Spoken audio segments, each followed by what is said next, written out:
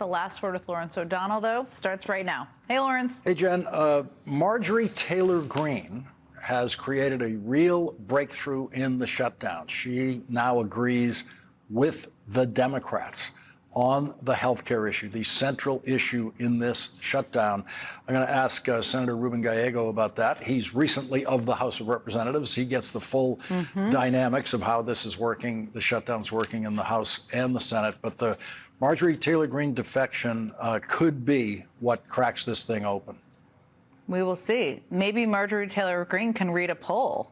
That's also a good thing. Well, the fact that her adult children's health care premiums are doubling got her attention. Big surprise. Got her attention. That will do it. Right. Will be affecting other members' children as well. Right. I'll look forward to listening and watching. Thanks, Jen. Thank you. When Donald Trump chose the most incompetent cabinet in history before his inauguration this year, the question became, how can these absurd characters survive Senate confirmation hearings? And it turned out some of them couldn't. Donald Trump's first choice for Attorney General never made it to a confirmation hearing.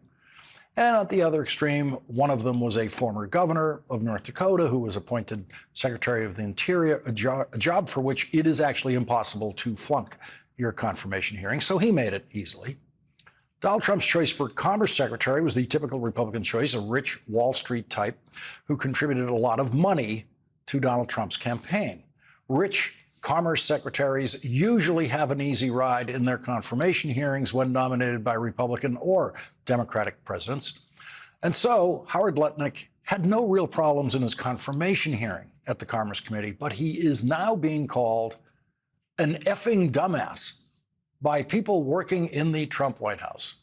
They're not calling him that because he said in an interview last week that he learned everything he knows about tariffs from Donald Trump, who has never actually proved that he knows what a tariff is. Donald Trump continues to tell the lie that other countries pay the Trump tariffs, when in fact, every penny of a tariff imposed by the United States is paid only by people and businesses in the United States.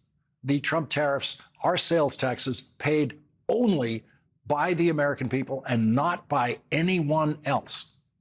And the Commerce Secretary, who White House officials are calling an effing dumbass, their phrase, not mine, apparently does not know that about tariffs. Howard Lutnick has said the stupidest things about tariffs ever spoken by a member of a presidential cabinet, but that is not why they are calling him an effing dumbass in the White House. They are calling him that because he gave an interview on video to the New York Post in which he opened a new avenue of investigation about Donald Trump's old friend, the sex trafficker and raper of children, Jeffrey Epstein. We showed you video of that Howard Lutnick interview on this program last week, and it's possible that the Attorney General of the United States was watching that night, because today she testified that she has seen the video of that interview. In the Senate Judiciary Committee hearing today, the most incompetent Attorney General of the United States since Richard Nixon's Attorney General, who was indicted and convicted of crimes, was forced to answer questions about the most incompetent Commerce Secretary in history. Secretary Howard Lutnick on October 1 gave an interview to the New York Post about Mr. Epstein. And he described Mr. Epstein as, quote, the greatest blackmailer ever, close quote. Have you reviewed that transcript of that interview? I have not reviewed the transcript, but I saw the clip of it. Okay. It appears that Secretary Lutnick was Mr. Epstein's next door neighbor. In fact, their townhomes shared a wall. And the reporter that was talking to Mr. Lutnick, she asked how other prominent men could have been associated with Epstein when Mr. Lutnick could immediately sense that he was a, quote, pervert.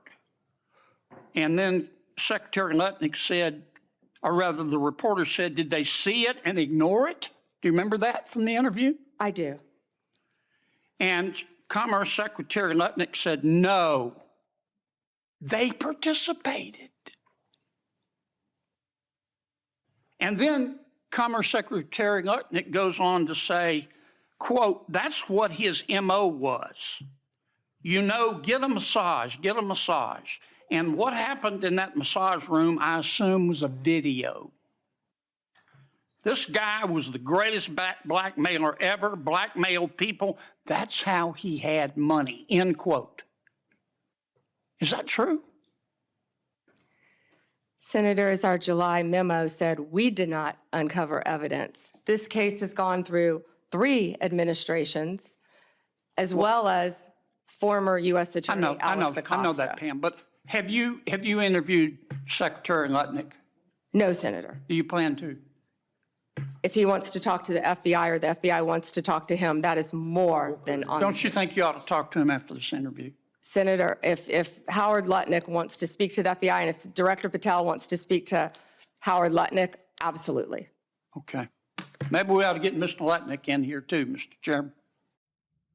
Now, I said that Attorney General Bondi was forced to answer questions about Howard Lutnick because that's the normal procedure that cabinet members find themselves in when testifying to the Senate. But we discovered today that the most incompetent Attorney General in history only feels forced to answer a question if the senator asking the question is a Republican. But when Democrats ask questions, she simply refuses to answer them. And that was unimaginable before Donald Trump assembled the most incompetent cabinet in history. The question about the Trump cabinet before they were confirmed was not just how could they survive confirmation hearings, but how could they survive any Senate hearing about anything, including routine oversight of their department? And the answer has now become obvious. They will simply refuse to answer questions from Democrats. Prior to this incompetent cabinet, no one in Washington knew that that was an option. If a Democratic Secretary of the Treasury ever refused to answer a question from a Republican during a Senate Finance Committee hearing when I was the staff director of that committee and Daniel Patrick Moynihan was the chairman of that committee, Chairman Moynihan would have ordered the Democratic Secretary of the Treasury or the Democratic Secretary of Health and Human Services or any other Democratic cabinet member appearing before that committee to answer that Republican senator's questions. And Chairman Moynihan would have done that when he was chairman of the Senate Environment Public Works Committee. That's the way it used to work. You had to answer the questions. But the most cowardly Senate in history, the current Republican Senate, has decided to sit idly and silently by on their side of the room, while Trump appointees not only refuse to answer Democratic senators' questions, they've decided to publicly attack the Democratic senators for asking questions. We've seen the lethally stupid and dangerous Robert Kennedy Jr., who owes his job entirely to his father's name, do this when he testifies to the Senate. We've seen Donald Trump's comically inept FBI director try to do it. And today, it was Donald Trump's Attorney General's turn. She's the first Attorney General in history to preside over a department that has shut down an investigation into a high-ranking member of the administration who was reportedly caught on an FBI video accepting $50,000 in cash from undercover FBI agents last year. What became of the $50,000 in cash that the FBI paid to Mr. Homan in a paper bag, evidently?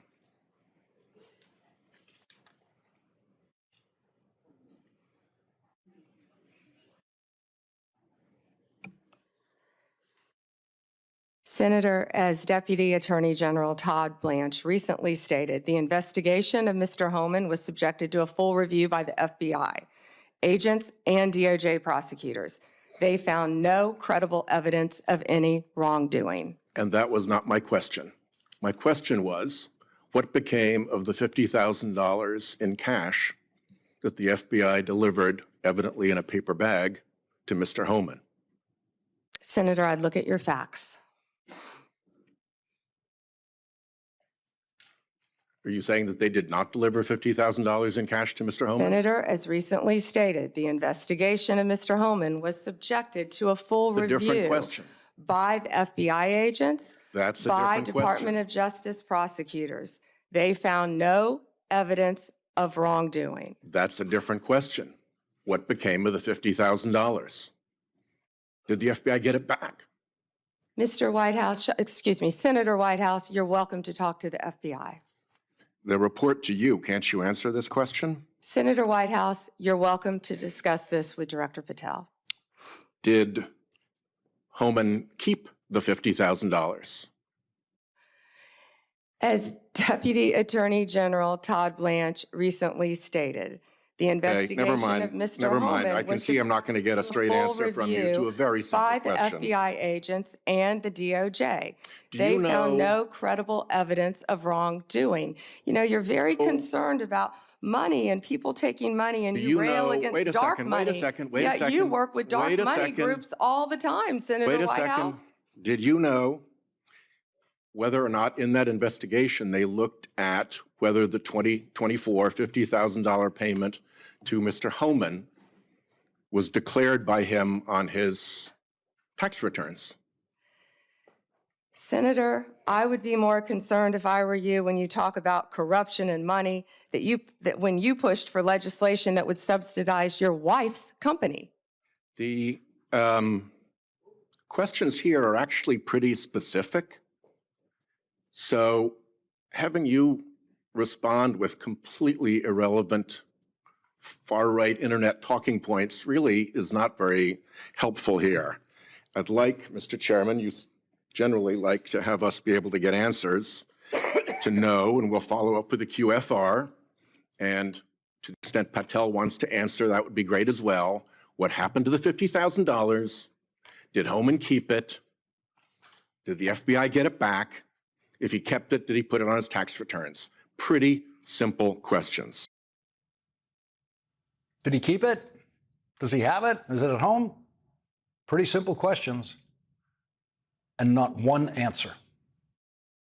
Last year, President Trump's new border czar, now border czar, Tom Homan, was videotaped taking a bag with $50,000 in cash from undercover FBI agents after suggesting he could help with government contracts. Sounds like a bribe. 2 weeks ago, DOJ officials reportedly shut down the bribery investigation into Mr. Homan. Ms. Bondi, did you approve closing the Homan investigation, bribery investigation? Senator Hirono, as I stated earlier, the Department of Justice and the FBI conducted a thorough review, and they found no credible evidence of any wrongdoing.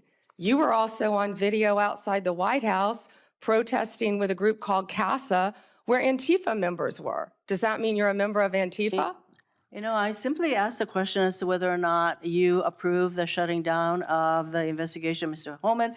I have to assume that you did because the FBI reports to you. But the American people would look at the situation where this person is taking a $50,000 in cash, no less, and you testified today that a thorough investigation was done. Now, I have to assume, I conclude, that since no wrongdoing was determined, that in answer to Senator Whitehouse's question, he kept the money. He kept the money, and I hope that he put that on his tax returns as income.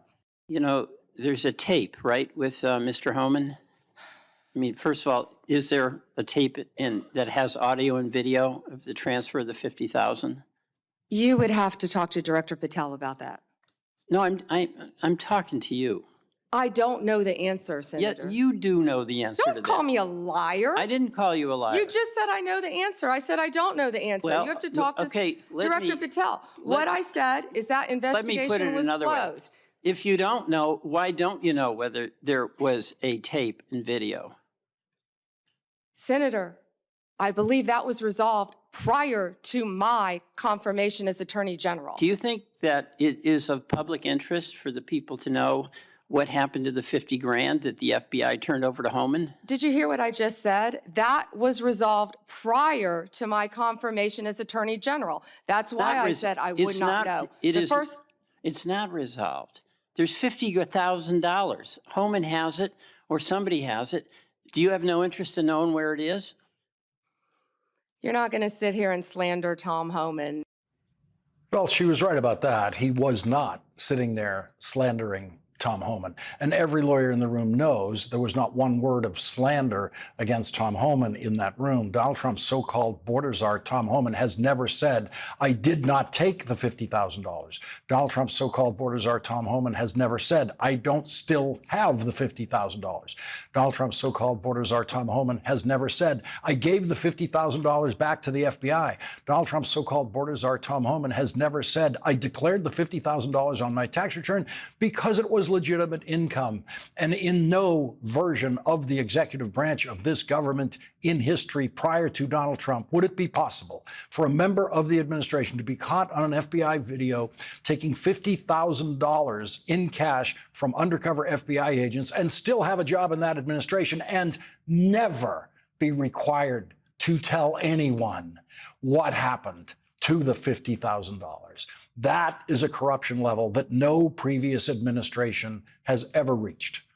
And the most incompetent attorney general in history refuses to answer every legitimate question about that.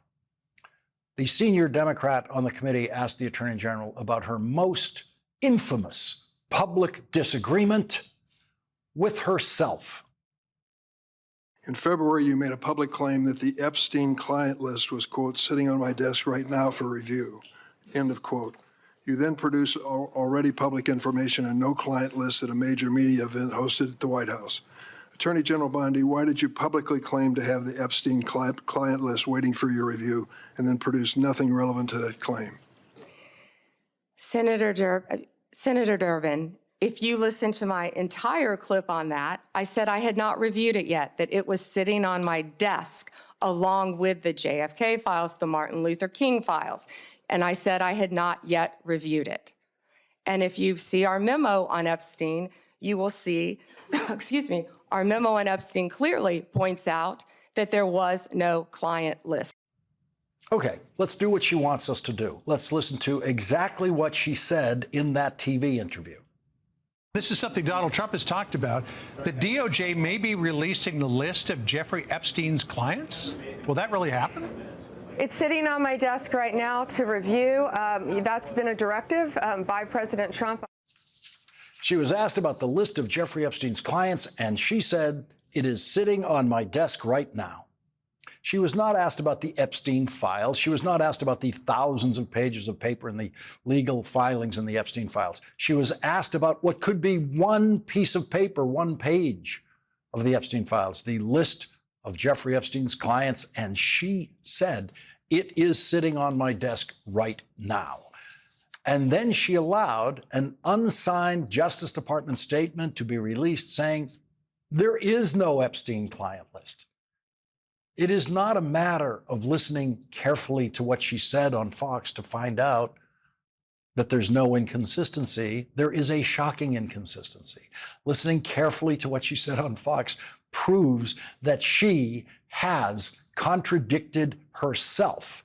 That is something that very, very few of the confirmed 87 attorneys general of the United States have ever publicly done.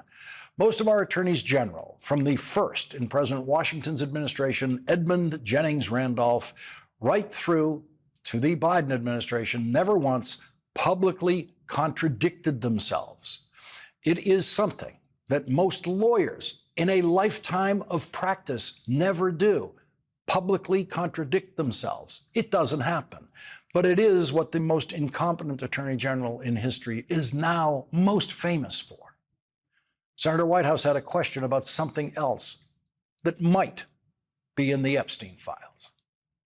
Let me ask you something else. There's been public reporting that Jeffrey Epstein showed people photos of President Trump with half-naked young women.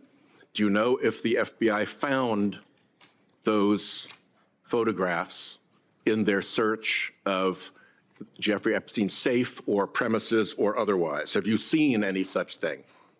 You know, Senator Whitehouse, you sit here and make salacious remarks, once again trying to slander President Trump left and right, when you're the one who was taking money from one of Epstein's closest confidants, I believe, I could be wrong, correct me, Reid Hoffman, who was with Jeffrey Epstein on multiple occasions. And the senator sitting right next to you tried to block the flight logs from being released.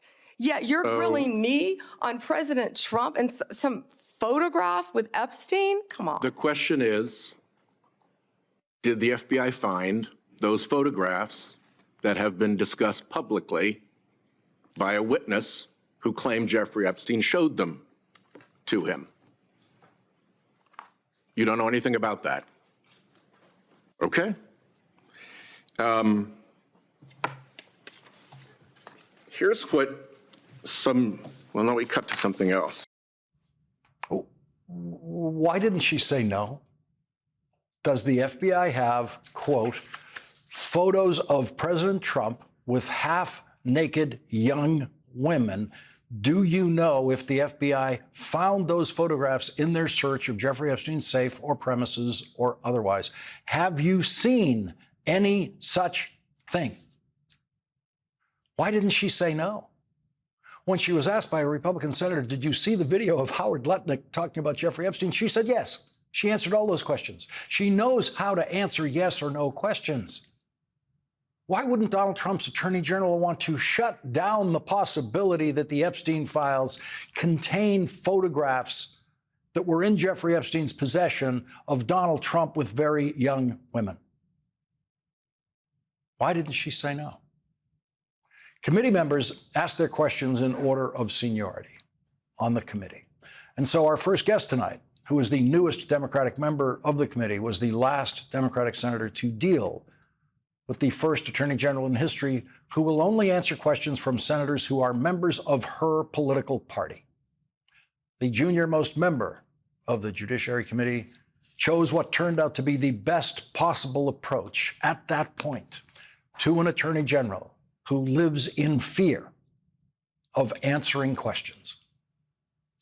I think it's valuable that the American people get a sense of what you've refused to answer today.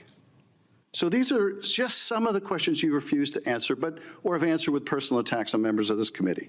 You were asked whether you consulted with career ethics lawyers, as you promised you would do during your nomination hearing, when you approved the president receiving a $400 million gift from the Qataris. You refused to answer that question. You were asked who or what role you may have played, or who played the role in asking that Trump's name be flagged in any of the Epstein documents gathered by the FBI. You refused to answer that question. You were asked whether Homan kept the $50,000 bribe money. You refused to answer that question. You were asked whether Homan paid taxes on the $50,000 bribe money. You refused to answer that question. You were asked, did career prosecutors find insufficient evidence to charge James Comey? You refused to answer that question. You were asked, how are military strikes on these boats in the Caribbean legal? And you refused to even answer that question. You were asked, law degree, excuse me. You were asked, did you discuss indicting James Comey with the president? You refused to answer that question. You were asked, did you approve the firing of antitrust lawyers who disagreed with the Hewlett-Packard merger? You refused to answer that question. You were asked whether you support a restoration fund for violent insurrections to attack the Capitol on January 6th. You refused to answer that question. You were asked whether you were firing career professionals, career prosecutors, just because they worked on January 6th investigations. You refused to answer that question. You were asked by my California colleague whether you believe government officials, like immigration officials, have to abide by court orders. You wouldn't even answer that question. This is supposed to be an oversight hearing. Oversight? Excuse me, you can attack me after my time is over. You've attacked all of us, including President Trump, for your entire career. You can attack me later, and I know you've got plenty of canned attacks. We've heard them all day today. Canned attacks on you? This is supposed to be— No one needs a canned attack on you. Regular order, Madam Chair. I'm trying to speak. This is supposed to be an oversight hearing of the Justice Department. And it comes in the wake of an indictment called for by the president of one of his enemies. This is supposed to be an oversight hearing, and it comes in the wake of revelations that a top administration official took $50,000 in a bag, and this department made that investigation go away. This is supposed to be an oversight hearing when dozens of prosecutors have been fired simply because they worked on cases investigating the former president. This is, and now What the about current the president. fires in California? And Do you this care is about that, supposed to be, Senator Schiff? this is, excuse me, this is supposed to be an oversight hearing in which members of Congress can get serious answers to serious questions about Are the riots in LA serious? About the cover-up of corruption, about the prosecution of the president's enemies. And I think you owe the president an apology. when will it be Your entire when will career, it be frankly. that the members of this committee on a bipartisan basis demand answers to those questions and refuse to accept Clearly you're a failed lawyer refuse to because you don't accept, understand when excuse someone me, can and cannot refuse answer to a accept question. personal slander as an answer to those questions. In all my years working in the United States Senate, and more hearings than I can count in 2 committees that I was the staff director of, I never, ever saw a witness of any kind, cabinet member or other, interrupt a senator. Never. That is the lost world of sanity that preceded Donald Trump's takeover of the Republican Party. Senator Adam Schiff will join us after this break.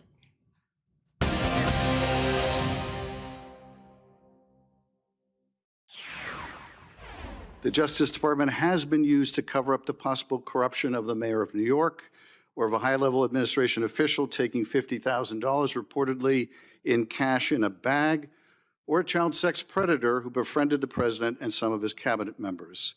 And instead of preventing partisan weaponization, your department has engaged in a brazenly political prosecution at the president's explicit direction.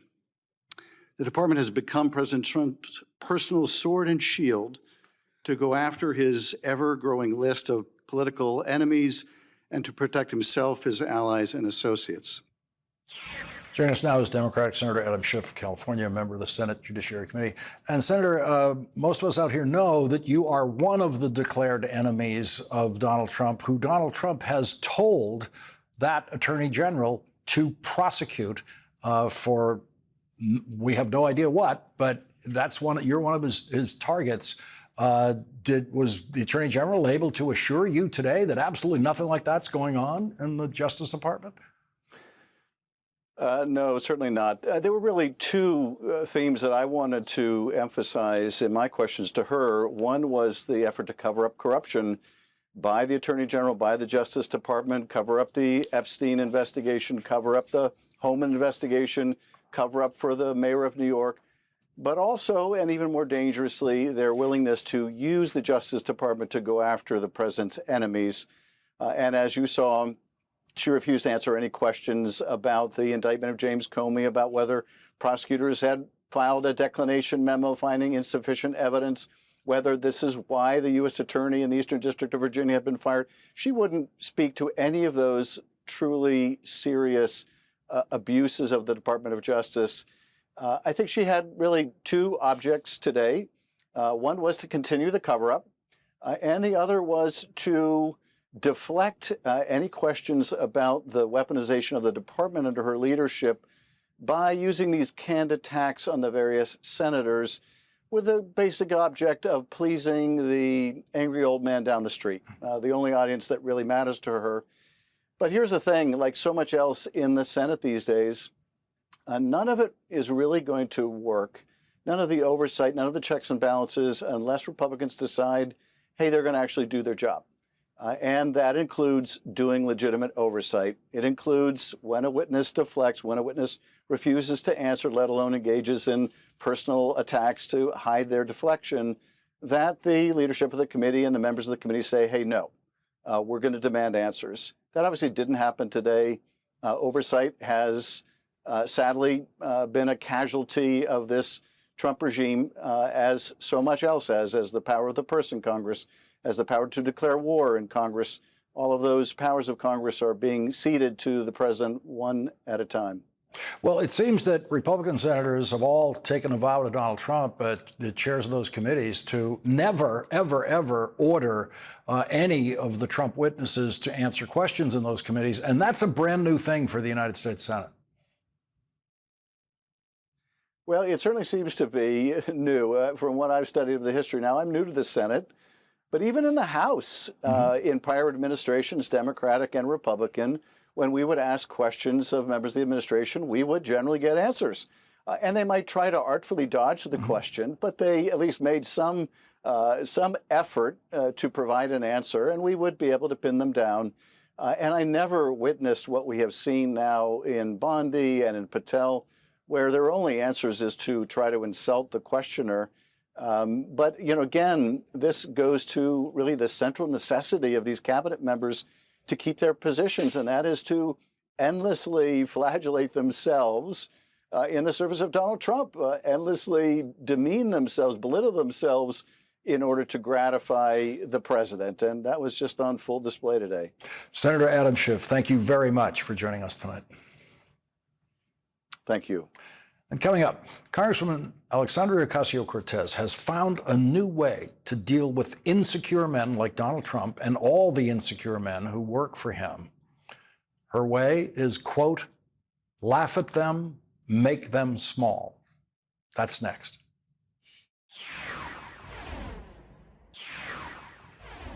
The last American casualties in Vietnam were 2 United States Marines killed together in action in Vietnam on April 29th, 1975. It took 8 increasingly intense years of protest, and the protesters won.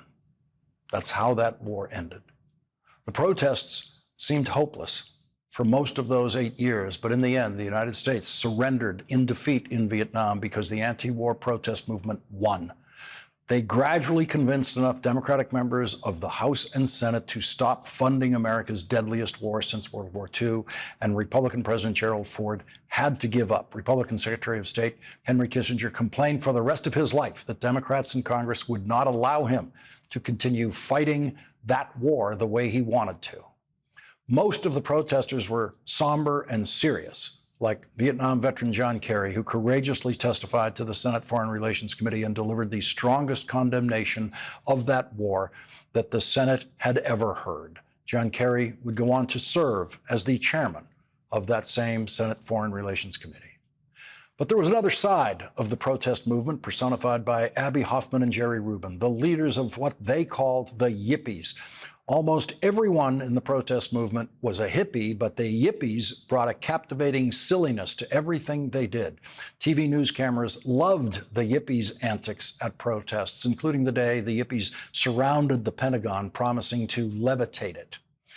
And then there were the flower children, the mellowest of hippies who gave the world a different perspective on the National Guard troops who were called out by President Richard Nixon to intimidate protesters.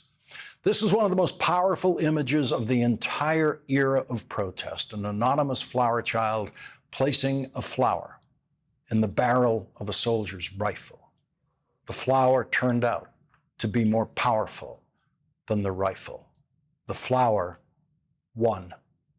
Abby Hoffman and Jerry Rubin laughed at Richard Nixon. They laughed at Henry Kissinger. They laughed at the federal judge who presided over their trial, known as the trial of the Chicago 7. They laughed at the judge who would be legally empowered to send them to prison, and they turned him into a small man, a small, petty man who, as it happened, never got the chance to send them to prison. Alexandria Ocasio-Cortez saw none of that. She was born 14 years after the last American military soldiers those Marines were killed in Vietnam. But she has had an idea that the Yippies and the flower children would like. Laugh at them, make them small. Tom Homan, who was the acting director of ICE, who was later allegedly reported to be taking $50,000 in cash in kava bags, whatever, allegedly, according to some of this reporting. This guy is a joke. I am using clean language on this live, but this guy is a joke. Kristi Noem is a joke. J.D. Vance, the vice president of the United States, went behind a podium and went, boo-hoo-hoo, the shutdown is AOC's fault. As though this man isn't vice president of the United States of America. You know what I have to say to that? You look like a clown back there. You're the second most powerful person in this country and you're crying about me? And you're blaming the whole government shutdown on me? LOL, my guy. Like, laugh at them.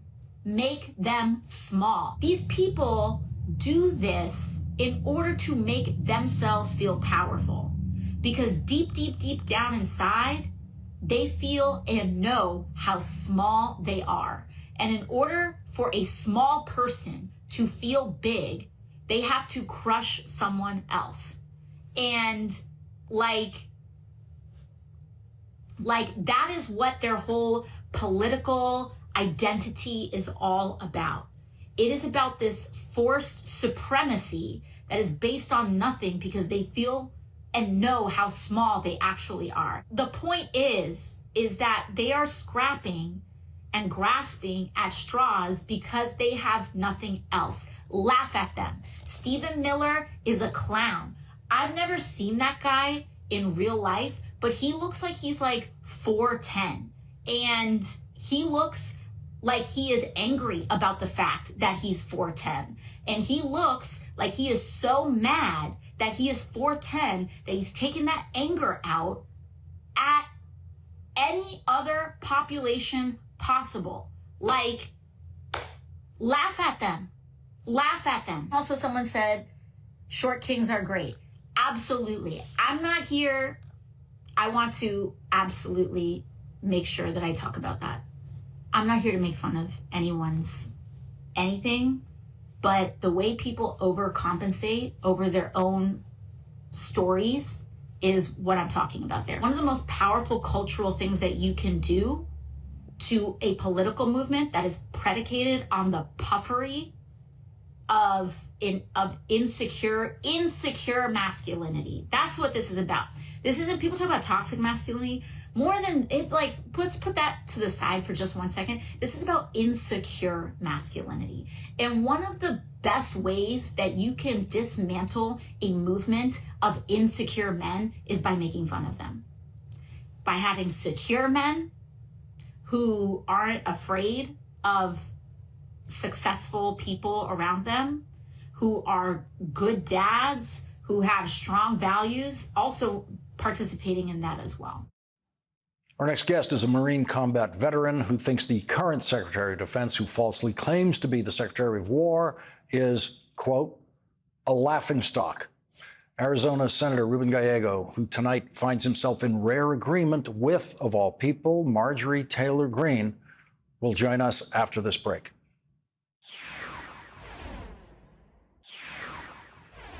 And the most important policy break with the Republican Party this year by any Republican member of the House or Senate, Georgia Congresswoman Marjorie Taylor Greene has turned against everyone in her party and joined the Democrats' demands about health care. She tweeted, quote, I'm going to go against everyone on this issue because when the tax credits expire this year, my own adult children's insurance premiums for 2026 are going to double, along with all the wonderful families and hardworking people in my district. Not a single Republican in leadership talked to us about this or has given us a plan to help Americans deal with their health insurance premiums doubling, 3 exclamation points.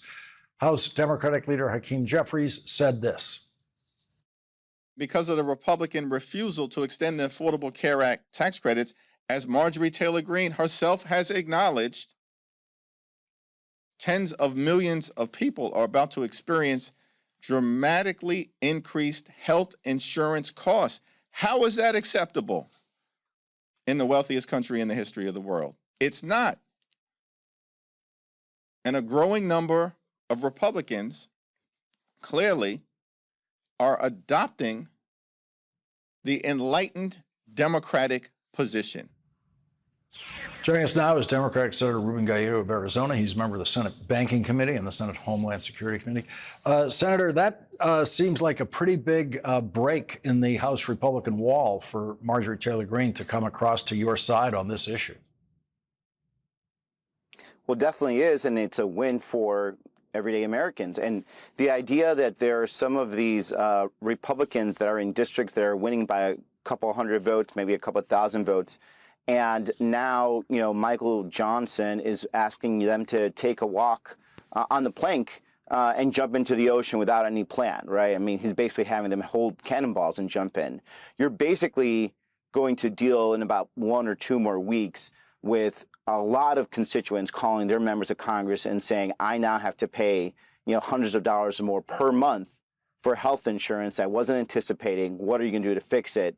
And their answer is going to be, I have no answer, because Michael Johnson basically holding Congress out of session as long as possible for 2 reasons. Number one, so that way there is no negotiation. And number two, to cover for all the pedophiles in the Epstein list. The fact that this man has not, sworn in a duly elected woman, Adelita Grijalva from Southern Arizona, because she will be the 218th signature on the Epstein discharge list. And at the end of the day, it's going to do 2 things. Number one, cover up for pedophiles. And number 2, increase the insurance for 24 million Americans. That is what Republicans are going to have to defend coming to 2026. So it's already going to be hard, is that, they're covering for pedophiles, and they're dropping your coverage for insurance in the process. And Senator, this could be a big factor in Senate races. Were Republican senators as ignorant about what they were voting for as Marjorie Taylor Greene apparently was? And I understand in the House that there's a tremendous reliance on leadership to explain to members, this is what's in the bill. She's saying they never explained it to her. Yeah, I believe they never explained to him, but I think part of the problem is a lot of these members of Congress and senators don't ever actually shop for health insurance. Like I shop for health insurance. I shop on the Affordable Health Care Act market for the insurance for my family, so I actually know when open enrollment happens. I think the fact is a lot of them are so separated from reality. A lot of them are multimillionaires, do not actually have to buy or care about what happens to their monthly budget, but it's about to hit. In the Senate, I think they have a little more understanding, but at the same time, a lot of them are so far removed, because they don't have to stand for election in next year. But let's be real, there's going to be a lot of Republicans in the House that are going to be hurting. There's going to be a couple of senators, particularly Susan Collins from Maine, who this is entirely within her hands to fix, by the way, as the head of appropriations, is going to really have to answer to the voters of Maine about why she jacked up the prices of everybody in her state and across the country. So there's just going to be a lot of people that are going to be paying, and they're going to be paying it by losing elections. And you know what? As they taught me in the Marines, you play stupid games, you win stupid prizes, and Republicans right now are playing a very stupid game. And by the way, Speaker Johnson has a new story every time he's asked why he hasn't sworn in the newest duly elected member of the House from your state.